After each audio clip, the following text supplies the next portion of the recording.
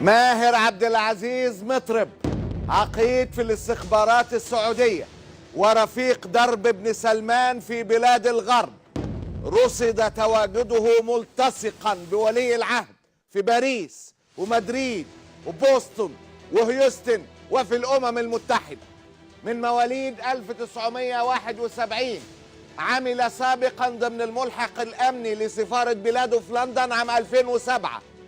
شارك مطرب تدريب مجموعة من المسؤولين السعوديين على استخدام برمجية القرصنة الإلكترونية مستخدما اسم البوري. ماهر أجرى 19 اتصال يوم اختفاء خاشقجي، 19 اتصال منهم 4 بمكتب محمد بن سلمان.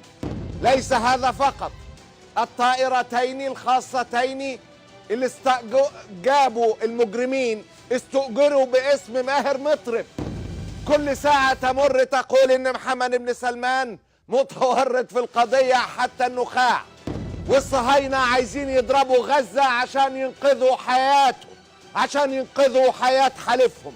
بالفعل زي ما قال الشنقيطي، قتل مارقون جاءوا على متن طائرات مارقة يملكها ولي عهد مارق، دخلوا إلى قنصلية مارقة لدولة مارقة لتنفيذ جريمة مارقة، فمرقوا هم وسادتهم من الدين والأخلاق والمروءة كما يمرق السهم من الرمية.